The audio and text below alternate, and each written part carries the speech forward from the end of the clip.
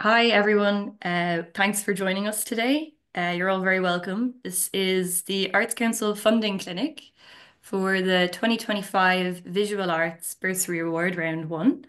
The presentation today will be about an hour long. And just before we begin, I'd like to run over a few items of housekeeping with you. So, just to let you know that the information clinic today is being recorded, and this recording will be made available online after the session. We usually upload it onto the Arts Council YouTube channel. We'd ask if you have any questions at all that you write them into a Q&A chat box, which you'll see at the bottom of your screen. My colleague Justine Harrington, who's the visual arts assistant, will be responding to your questions throughout the presentation. And if we have time at the end of the presentation, we'll be speaking to some of the questions that you've submitted into the chat box as well.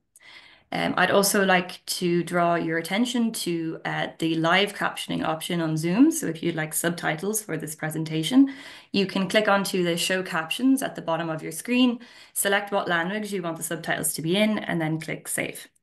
Okay, so that's all for me. So I'm going to now hand you over to the Arts Council's Access Officer, Vanessa Carswell, who is going to be going through some access supports and access costs with you very briefly for this round of the bursary. Thanks. Morning, everybody. My name's Vanessa Carswell. As Rita said there, I'm the Disability Access Officer here at the Arts Council. So, um, the first thing that I wanted to say to you was that the Arts Council is very keen that we support people with disabilities to make applications with every help that we can offer. So, who do we help in the disability access team? We help uh, applicants with any kind of disability. So if you identify as having a disability, you can come to us and ask for assistance. We don't ask for any proof of diagnosis. We're not going to ask you any awkward personal details. We understand that particularly with things like neurodiversities, it's tricky to get a diagnosis. It's expensive and it takes a long time. So we don't want to kind of, you know, doubly disable your chances of getting assistance with your application. So please, if you have any queries um, about, whether we can help you, come and talk to us. There's myself and Carla, and our details are there at the bottom. Disability access at artscouncil.ie. So the question is, how can we help? How can we help you with your application? We can help you understand the application form. We can go through the application form and the guidelines with you to help you understand what's in there. We can help you plan how you're going to apply, what you need to apply. We can help you upload your form if the technology is tricky for you. Our system is quite tricky, so we can definitely help you with that. And then we can also discuss with you the disability access costs section of the form, and I'm going to come to that in a minute. What can't we do? We can't help you with the content of your application. We can't help you with developing your ideas or any of the meat of your artistic application. It's not my area of strength. So you don't want my help with that. You really, really don't. But it's also worth saying that the disability access team sits very much outside of the artistic assessment process. So we just don't get involved in any kind of artistic content of your application.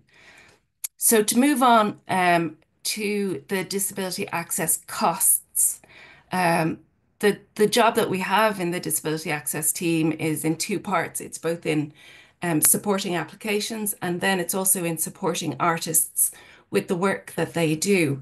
And the way that we do that is that we can provide costs, funding to cover any barriers that you might experience in producing the work that you have applied for. So if, for example, you are working with um, a, a mentor or a collaborator that is deaf, or if you use ISL yourself, we can help by providing an ISL interpreter for meetings that you might have. If you have a chronic fatigue condition and you need additional studio time, we can help fund that additional studio time. If you can't travel by bus and need taxi fares, we can help you with that bit too. The supports that we offer, we don't offer a kind of a set package of costs because those things depend very much on you as an individual or the particular proposal that you're putting together, or in fact the scheme that you're applying to. So if you'd like to discuss what might be available to you, what ways we might be able to help you, we're really happy to discuss that with you, and also very happy to help you develop those ideas. So please do come and talk to us. The one caveat that I have that's not particularly applicable to this bursary award is that we don't currently have separate funding for audience disability access costs.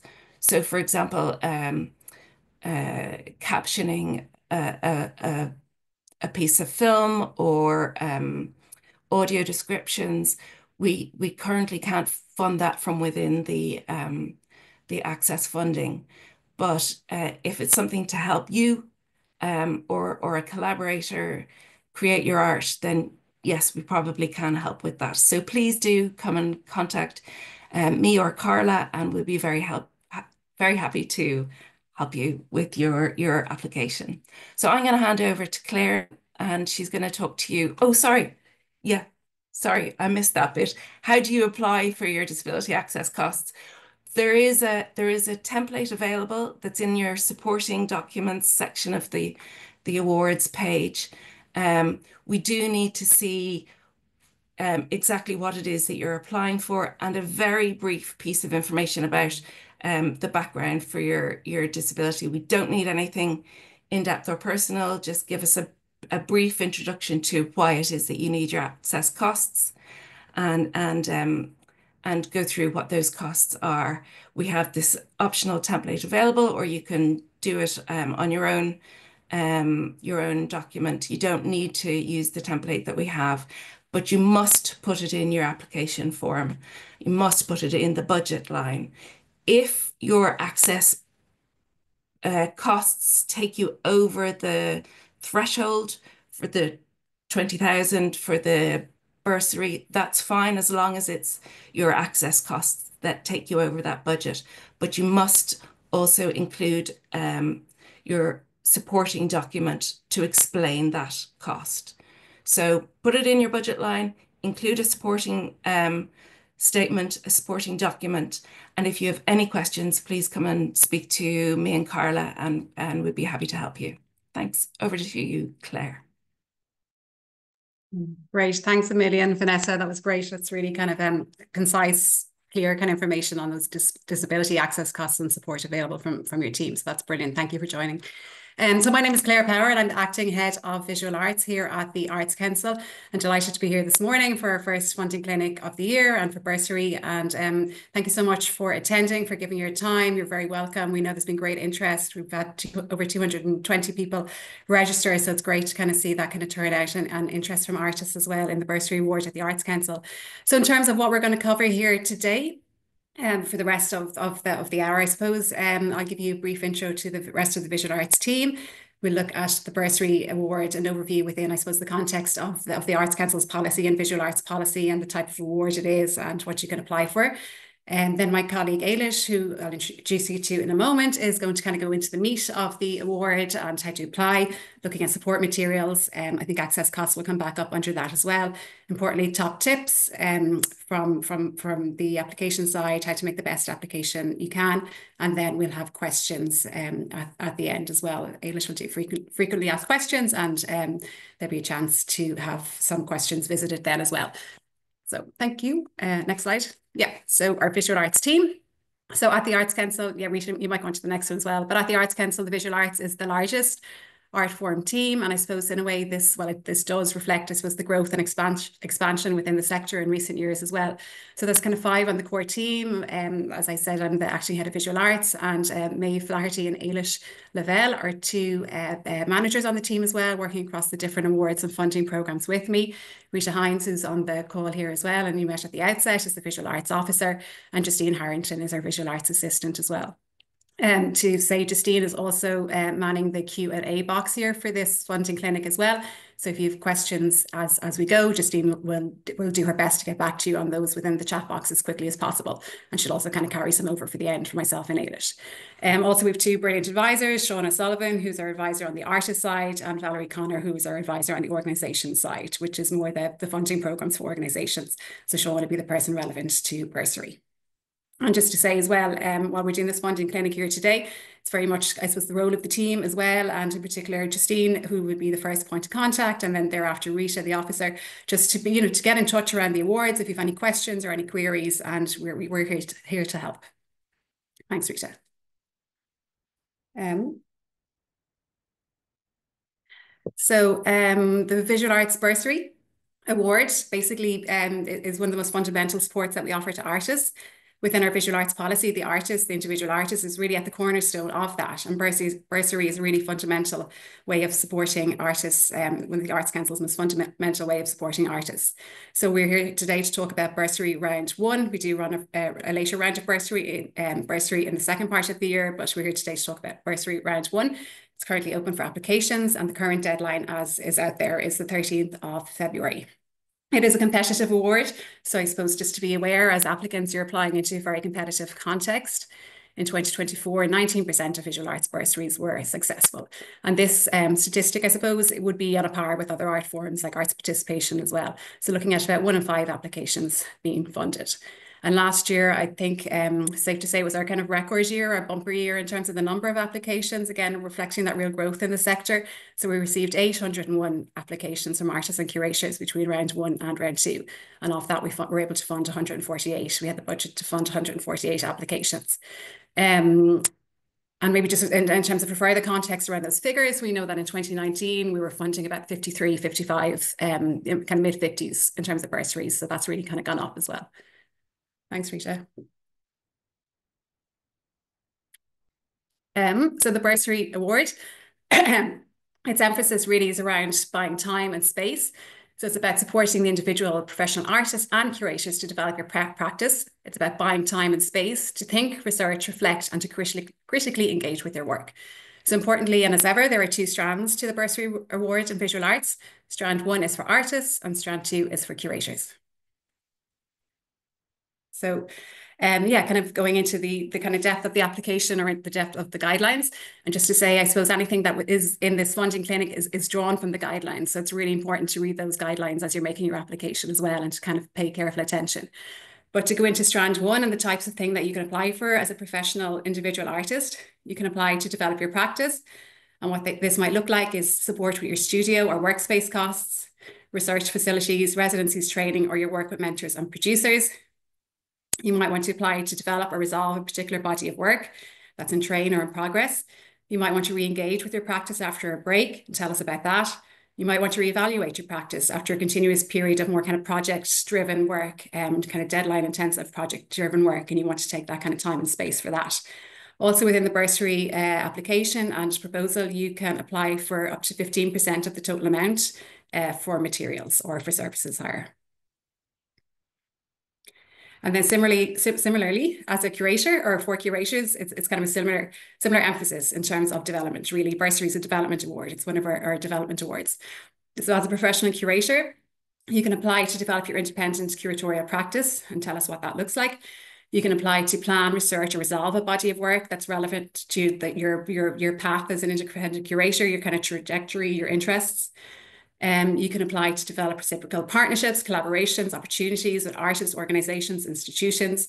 Again, similar to artists, you can re-engage with your independent curatorial practice after a break, or you can reevaluate it. You reevaluate your independent curatorial practice after an intense outcome-based project kind of driven time. So to kind of take that time and space again to think, reflect, engage. So there's kind of maybe two important points here to be aware of as well when you're making your application. So you may apply for one of the following amounts, 10,000, 15,000 or 20,000. So it's really important that you apply for one of these amounts. Exactly, you kind of choose your amount and you go with that. So if you apply to an amount that's different to those bands, we will only be able to make you an offer if you're successful. That's at the next lowest band. So for example, if you request 19,500, we can only make you an offer for 15,000. So it's just really important to be mindful of that.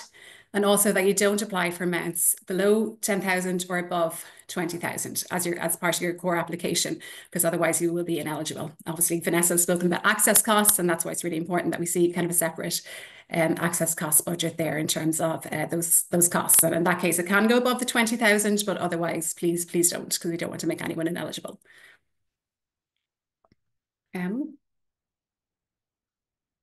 So the emphasis again of the award is on buying time for practitioners. So that's really you investing in your time and your practice, kind of really enabling that and to have that within a kind of development context for your practice as well. So pay the artist is one of our most, I suppose, fundamental policies here at the Arts Council. It's something we're always talking about, looking across at with organisations, and really important for individuals to be aware of that, aware of the policy as well in terms of I suppose prioritising and paying yourself for the time that you invest and the time that you need to develop your practice as an artist or a curator. So in bursary, please you need to include the time that you'll spend developing your practice. So that's a core part of your budget, and this can be up to 100%. And we see that allotted within a bursary budget, that the 20,000 or the 10,000 or the 15,000 is for the artist, your fee to yourself for developing your practice. Thanks. So in terms of maybe things that are a little bit different or, a change, we're delighted to be able to have the Oliver Dowling Award within round one of bursary this year. So the late Oliver Dowling, was an esteemed colleague at the Arts Council. He began working in the Arts Council in the 1960s as exhibitions officer, and it returned in the 90s and in the early 2000s as a kind of advisory capacity figure, which is also very influential in the visual arts in Ireland and a friend to many artists. So we really wanted to kind of commemorate Oliver's kind of memory at the Arts Council, and we're delighted to be able to offer a once-off bursary in his name this year to an outstanding established artist or curator in the visual arts. So you don't need, as an applicant, you don't need to do anything else in relation to this, but if you are offered, I suppose, the opportunity to take on the award, we will contact you after the panel, and that decision on the artist or the curator will be made by the panel at the time.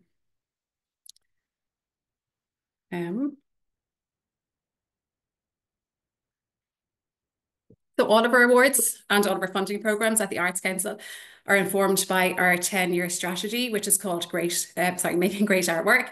And really at the cornerstone of that are the artist and public engagement. And that's really kind of core to everything we do. And the visual arts policy that we have really reflects that, as in the artist being the kind of cornerstone of our policy, alongside our commitment to the public as well, and making work accessible and ambitious and all those things as well. But making great artwork comes to an end this year. This will be the final year of the policy. So I'm just maybe talking about it in the context of looking out, you as artists and individual practitioners, looking out for the opportunity to be consulted on the next strategy and the next direction for the Arts Council as well. So we'll be forming our new policy and strategy this year, and that'll guide the next 5 to 10 years of our priorities. So please do look out for those kind of opportunities to engage as part of the sector and to have your voice heard in the next course of direction for the Arts Council as well. Thanks, Rita. Sorry, I think this is the last slide for me before we move on to Ailish. We'll talk about the meat of the application, but just to draw your attention to 4 corporate policies that we have here at the Arts Council, which supports making great artwork.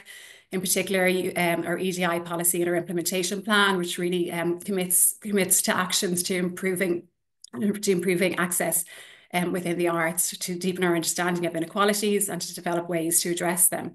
And again, Pay the Artist, it's really committed to improving the living and working conditions of artists.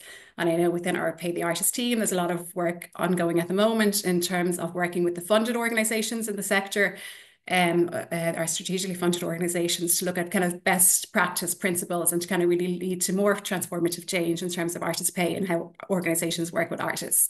So just kind of being mindful of that side, but then just coming back to your own application for bursary and just to really be mindful of paying yourself within your bursary. It's about time and it's about space. So thank you very much for listening to me, and I'm going to hand over now to Ailish, my lovely colleague. So thank you. Thanks, Claire.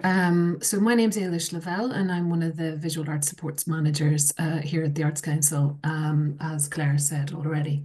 I'm going to talk over the next few slides just to give you an example of the application form, but also how to make an application. So if we move on to the next slide, Rita, we can see how to apply. So the first step in the process, as maybe many of you already know, and might already have been registered. But the first thing to do is to apply for an application reference number. So this will be your unique number that will allow you access to the online services in the Arts Council. So you register once. It takes about 5 days to receive your ARN number, but that will allow you access to the online services where you can download the application form. So if you go onto our website, there's a how to apply section, and it brings you to the online services, and you can make your application for your ARN number there. If we move on, Rita, thank you. So the application process in itself. So if you go to the application section on our website, you'll see the application guidelines. The available funding section actually outlines each of the upcoming awards. So if you click onto the Visual Arts Bursary Award, you'll be able to access the guidelines. So in downloading the guidelines, you'll be able to bring yourself through the process. So we're going to have a look at those now. If you move on to the next slide, Rita. So once you've read the guidelines, you can go on to the website and download the application form. So we're going to give you an example here of some of the sections in the application form, just so you can familiarize yourself with it. But it comes in 3 sections, and here's a sample of the documents that you'll see. There's tick boxes, but also there's sections for written text. So the first section within the application form, it's general information, and the idea is a background about yourself. So there's a full section for full name and your ARN number, a declaration just to say that you've read the guidelines and that you're not currently engaged in undergraduate education, and that the work and proposal is original and all your own work. Section 1.3 is child protection. If you read through that, you can click through these sections. Also vulnerable adults. So it's just a declaration of whether you intend in your work to work with either children or vulnerable adults. And that'll navigate you through that section. Also, then there's additional art forms and practices. So this is the section where you can see, arts participation, film, architecture. So the idea is that if you think that your application assessment would benefit from another art form team giving you a secondary assessment, you can tick one of these boxes. So really this is pertaining to artists that maybe have a track record on funding in another art form with the Arts Council. So, an artist who's making film, but has received funding in the past from film, for example, or arts participation. If you don't have that track record, but you also think it would be really important for somebody within a specialized team to review your application, you can check that box. So the additional art forms, that's relevant just to your own proposal, but you can indicate that yourself through the checkbox. So the bursary strand that is relevant to your application. So either you're applying for strand 1 as an artist or strand 2 as a curator. So section 2 then is your proposal. So this section, we asked you briefly about yourself. So this is a section where you can highlight your most recent achievements and biography. This is approximately 100 words. It is very sensitive to character count, so you might have to be careful around exact kind of character counts as well. So it might just be under 100 words. Section 2.2 then is the most important aspect of the whole of the application form. So this is where you describe your proposal. So it's 500 words. It's a brief summary of your proposal. So it's really important to get straight in and talking about the work that you're proposing to either research, make, reflect on, or it's sort of the framing of your whole proposal of what you intend to do. So really relevant here to be mindful of the word count. There are other aspects within the application form. There are other sections where you could detail the activities that you intend to undertake or any collaborators. And that is somewhere where you can add a little bit of word count and a little bit more detail to flesh out your proposal section. So the 3 points where you summarize your proposal, then you've got the 500 words to give the overview of your proposal, the key activities of your proposal, and then the artist, individuals, and groups and organizations involved in your proposal. It's really good to familiarize yourself with section 2 in your application form. This is where your ideas are, I suppose, highlighted to the assessment team. And this is your opportunity to put forward how you intend to spend your time during the bursary period that you've outlined. So it's really important to spend time in this section, particularly on the proposal, the 500-word proposal. But also the disability costs will be included here. If we move on to the next section, slide please, Rita. So section 3 then is the budget. So this is where you can highlight the income and expenditure of your own application. It's the any income that you receive from another funder, for example, or as an exhibition fee, if you intend to work on a body of work, for example. And then also your expenditure. So the fee to yourself is very important. And there are prompts within that budget section to give you some idea of guidance. And again, just really important that you balance. So your income and your expenditure balance, and that you're asking overall for clearly what amount you're asking for the Arts Council and what income have you generated elsewhere. So if you indicate the income that you expect to receive in your application, this could be from another source like a local authority, but it all contributes to the overall kind of picture and application that you're putting forward. So as Claire outlined before, it's really important that you ask for one of the amounts as outlined. So the 10, 15 or 20,000, and then any access cost in addition to that. And so there's one clear box of the total of that you're requesting from the Arts Council. So that should clearly be the amount of funding that you're applying for. And that must be equal to the difference between your total expenditure and your total income. So it's really important just to double check those budget aspects. But hopefully it's laid out in a way that's given you quite a lot of prompts.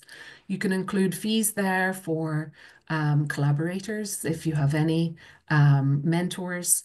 And again, just if you're putting in an amount that you're paying other collaborators or mentors, it's really important to include letters of support to also highlight those same amounts so that they correspond.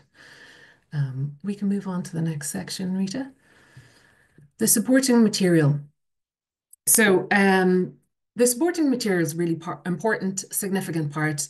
You can include samples of your work. So up to 10 good quality images of your work with descriptions in an image list, or samples of written work. You can include up to 3 clips video on YouTube. Don't forget to make sure that it's public, and you include the links. So the best way to do that is also to supply some contextual information that will give us an understanding of what we're looking at, whether it's edited version of a previous work or whether it's documentation. So altogether, you're thinking of like how best to put forward your recent practice. So please ensure that the image quality is good, that the image sizes aren't too small. It is really helpful to include everything all together in one single PDF. That's not always, something that people have access to, but it is ideal because then you can choose the order in which the images and the supporting material are seen. You can bundle everything together in a PDF, including supporting letters and any other details, like, for example, access costs that you might like to include. All of this information will be uploaded onto the online service, the OLS that you'll access with your ARN number, your application form, and then all your supporting material together. So we require a CV, so a maximum of 3 pages is ideal. And that can include things like if you've, exhibition history, selected group exhibitions, any writing or publishing that you've done, or you're part of any collections. So the usual kind of artist CV, but maintaining it to 3 pages is ideal. That's the maximum. And then if you're working with any other curators, mentors, collaborators, you need to include either a brief biography of those collaborators or their CV also. And if they're contributing to the work in your application, you do need to include that letter of support. And a letter of support is most useful when it details the work that's going to be undertaken. So if it's a mentoring kind of letter of support, a detailed breakdown of what will be included in that mentorship is most useful to support your application. And this, if you think about the application process as well, you're thinking about kind of artistic quality. It can just tie in together, making a clear picture of what you're intending to spend your time undertaking during the bursary period. So just it's recommended to upload all supporting material in one document. We do understand that that's not something that's available to everybody, but if you do include it all together, it does give you more control. Also, it's one document to upload rather than several. So you include all the CVs, the image lists, the links to your videos. If you have a detailed budget, that can be included there, and your letters of support. And then if you do, just bear in mind, if you put links to social media platforms or your individual website, they're not assessed as part of this application. So that's just worth bearing in mind, that you will be ineligible if you don't supply supporting material of your work. And a link to a personal artist website is not sufficient for supplying images of your work. It must be either a separate JPEG or as is ideal, and we've outlined here PDF to show clearly your work and most recent work. We can move on there, Rita. Thank you. So again, the most essential supporting material that you need to include in every application, or else it will be ineligible, unfortunately. So you must include an up-to-date CV or biography for each of the key artists and personnel involved in the proposed project, and that includes yourself as the applicant. Letters or emails of support that outline the details of collaborations, producing partners, and or confirming any commitments of income, either in kind or in cash. So if you're outlining that you're undertaking a body of work for exhibition, it is ideal if you can confirm the exhibition and then detail the dates within the activity section in the application form. So mirroring all of the supporting material and the application form in your overall kind of schedule of work. So examples of previous work. This is really important. As I've said already, the work should be clearly labeled and accompanied by brief context notes for each example. It's great if you can include examples of work installed as well, so that clearly the kind of scale and how it's exhibited can be seen as well. With, again, the kind of contextual notes being really relevant, the medium, the title of the work, the location, and any other contextual information that's useful, brief line or two about the exhibition, whatever you feel will support your application or for the assessor to be able to get a really clear sense of the work or how it was experienced if it was exhibited. We can move on there, Rita. Thank you. So what happens to your application? So once you've submitted your application, it's acknowledged. So you will receive an email to say that it has been received. It then goes to the team and is checked for eligibility. If it's eligible, it is passed on for assessment. So the Visual Arts Advisor to the Arts Council will then distribute the applications among the various assessors. So there's a team, because there are so many applications, it is then assessed by the team and then comes back to the staff for review. So the shortlisting applications then go to a peer panel for decision once the shortlist has been determined. So decisions then, based pretty much on the volume, take around 10 to 12 weeks, and you can request to see how your application was assessed by contacting our visual arts officer. So if you would like to see the assessment text that was written in relation to your application, you can receive a copy of that, and you can follow up if you want with a phone call to detail that assessment text, or if you have any queries in the process. We can move on then, Rita. So just to really reflect a little bit on what the assessors are looking for, in the guidelines, it clearly outlines the three different criteria in which your application is assessed. So artistic quality, objectives and priorities, and feasibility. So I suppose from the outset, if you're kind of thinking about your application form in relation to the kind of criteria that you can apply for the bursary. So either that's developing your artistic practice, resolving a specific body of work, re-engaging with your practice after a break, or re-evaluating your practice after a continuous period of outcome-based, deadline-driven work. So they're the different criteria that you apply under. So if you're thinking about them in terms of their artistic quality, how can you demonstrate the artistic quality of your application? And it's thinking about the track record that you can demonstrate through the application, through your writing in the application form, the biography section, the written proposal, the ideas that are contained and how they're communicated, the conceptual kind of framing of your bursary application, the proposal that you're outlining, the proposed activities that you've outlined, the ambition, originality, the high quality, and the competency that you're demonstrating through your CV, but also through the writing in the proposal.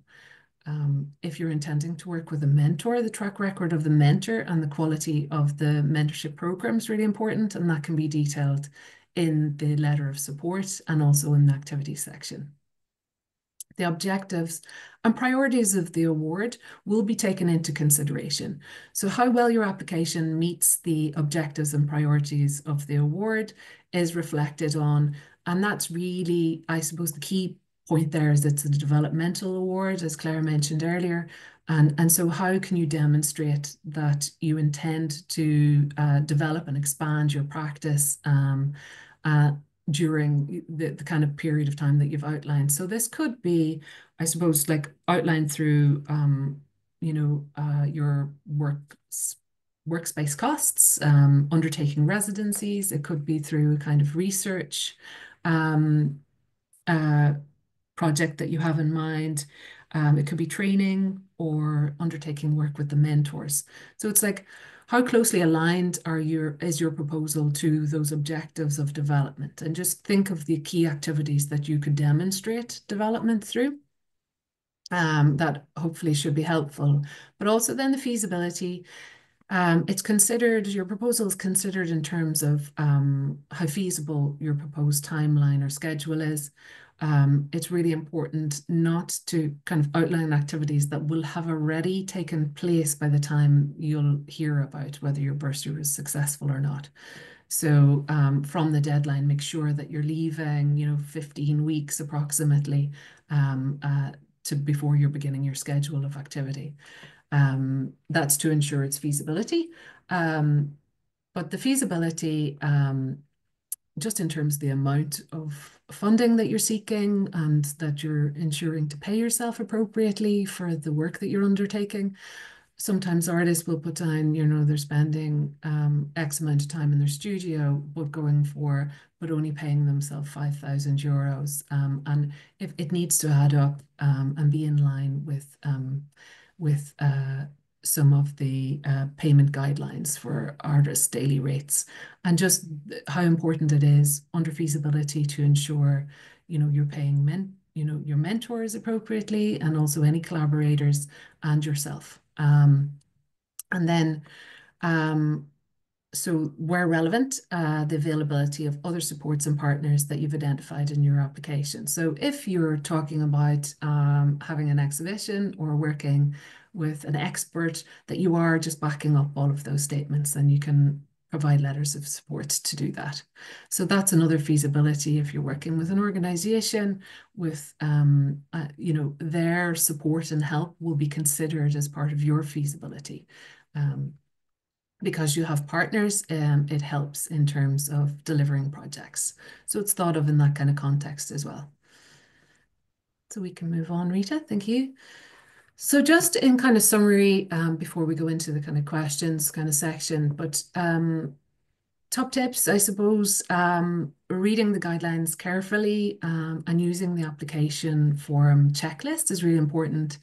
There's a tendency sometimes you see a checklist at the back and you fill it in quickly, but actually if you read through it, it'll highlight to you if you've forgotten anything. The guidelines are there to provide a roadmap for you to be able to fill in the application form and make an application in a way that highlights the criteria of the award. And so you can understand what it is that the Arts Council are ideally looking for. The policy documents that are indicated through the guidelines and that Claire mentioned earlier are all kind of key to understanding the policy and priorities of the Arts Council. The guidelines are written hopefully in plain English. We've attempted to outline things very carefully and very clearly. They are quite long, but if you download them as a PDF, you can also search things and just look at particular sections and review them, and maybe just hold the guidelines side by side as you're filling in the application form so that you can refer back to them and see if you're answering questions as well as you could, given the kind of context. So they are there to help. But yeah, I would say just to read the guidelines very carefully and use your application form strategically. So there's very tight word counts. It's case sensitive. So if you do run out of space, you can use the other parts of the application form, like the key activities and collaborators, as a way of giving kind of short statements about, activities. So it could be undertaking skill-based training, and you can put the trainer and various different details of your activities, in other aspects of the application form. So you're just getting a little bit more word count. So make sure also to check the eligibility of the award. Your eligibility in terms of applying. If you have any queries on this, just contact the team. If you plan your budget to include your artist fee, just make sure you're paying yourself appropriately for the amount of time that you're planning to undertake. I think that sometimes artists think that it's okay if they're paying other people properly, but it's really important that you're paying yourself properly as well. If you're working with a mentor, please do break down the costs and the time and the schedule of work that you plan to undertake. And that can be written both in the key activities, collaborators, or supported in the artist letter section or the supporting letter section from the mentors. Please do remember that it is a competitive award and lots of people will be reading your application. And that's more by way of saying it's a good idea to get somebody to read over your application. If you ask a peer to read over it and check your application, just to see that your ideas are communicating clearly and that you've spent sufficient time kind of detailing your the conceptual and thematic interests of your work in your proposal, because after all, It is a visual arts bursary for curators and artists to really detail the key kind of creative activities that you're planning to undertake that are going to support your practice long term. That's it from me, Rita. Thank you. Brilliant. Okay, thanks so much, Ailish and Claire, for going through that. I'm just going to briefly talk about some useful resources and contacts here at the Arts Council that maybe you can take away from. So some contacts that are very useful to get in touch with. Visual arts queries, any queries relating to Visual Arts Awards, to get in touch with our colleague Justine Harrington, who has been also answering your questions today in the questions and answers chat box. We would also recommend getting in touch with our Access Officer, Vanessa Carswell, who you met at the beginning of the presentation, if you have any questions about access supports or costs in the application process. And then for more technical queries around the online services system, or if you're struggling to kind of like get through uploading any supporting materials, etc., anything like that, to contact them and they can guide you through the technical side of the application process. And then another really useful resource with like lots and lots of information on it is the Arts Council website. The visual arts team have a frequently asked questions section and help part, and there's all the details as well about the awards are up there too. We also have a monthly newsletter at the Arts Council that is emailed out. It's an e-newsletter. So if you sign up to that as well, that will tell you about upcoming awards and different initiatives and things that are happening as well at the Arts Council. So a really useful one to stay on top of. And then lastly, the Arts Council YouTube channel, which is where a lot of the clinics get uploaded to and different presentations of policies and projects and so on. So again, a really, really useful resource to kind of follow and to kind of keep an eye on throughout. So I'm going to hand you back to Ailish now, who's going to run over some frequently asked questions around the Bursary Award. And afterwards, then, given the bit of time that we have, we have 15 minutes left, so we should be able to speak to some of the questions that have been submitted in the Q&A chat box as well. Thanks, Rita. So here are some of the questions that do crop up again and again. So this year, if I apply for a bursary, can I also apply for an Agility Award? So the Agility Award in 2025 is open to new applicants who have not been funded by the Arts Council before. So if you apply for a bursary and you're successful, but you've also applied for an Agility Award, your application for the Agility Award will be withdrawn because you, in fact, by being successful with the bursary, will make yourself ineligible for the Agility Award. So, but we think that's fair, that works out. So it does mean that you can apply for both. And that's if you've not been previously funded by the Arts Council. And in the case that you're lucky and successful with the bursary, your Agility Award will be withdrawn. If you are unlucky, you'll still go forward for the Agility Award. So hope that's clear. Another often frequent question we get is artists who are living outside of Ireland. So currently, artists living in London, can I apply for an bursary? So you will not be eligible to apply for funding if you're not based or resident in the Republic of Ireland. However, we may consider your application if you are based outside the Republic of Ireland, but that you can convince in your proposal that the arts in the Republic of Ireland would benefit from your proposed activity. So you can apply if you're based outside Ireland if you can demonstrate that your application, your proposal will be of benefit. So how some artists do that is like if they're going to have perhaps an exhibition in the Republic of Ireland, they can clearly demonstrate that there is a benefit to the arts in the Republic of Ireland.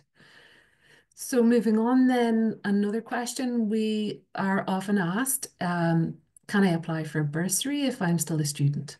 So unfortunately, we do not accept applications for individuals that are in undergraduate education. So this is including also foundation courses, but however, we do accept applications if you're in postgraduate education, but just not for fees. So you cannot apply for academic activities, but as an artist, you can apply for other activities. So altogether, what activities can I apply for? So what's included and what's not? So you may apply for activities that support the development of your practice. It's all about allowing you to spend time engaging with your practice. You can outline these costs in your application form, in the budget section, in the activity section. But for example, you can include collaborators' fees, mentors' fees, material costs. So the materials cost is up to 15% of the award. So of a 20,000 euro award, that's 3,000 euros. For the 10,000, it's 1,500. You can also include costs for your studio, for example, there, or any costs pertaining to research, a residency, and of course, your collaborators, as we've mentioned before, or mentors. And travel costs. So it could be that you're proposing an activity outside of Ireland, that could be a residency, and all of those costs can be included in the proposal. So I think that's the frequently asked questions covered, Rita. Thank you. Great. Thanks so much. Okay, so as we had mentioned, just you can keep up to date on the visual arts page on our Arts Council website, just highlighting there that we are also on social media, and that our newsletter as well is available to sign up. And I'm just leaving Justine Harrington's email there as well. So if we didn't get a chance to respond to any question that you've submitted today in the clinic, or you want to follow up afterwards, please do get in touch with Justine and she will go through your question.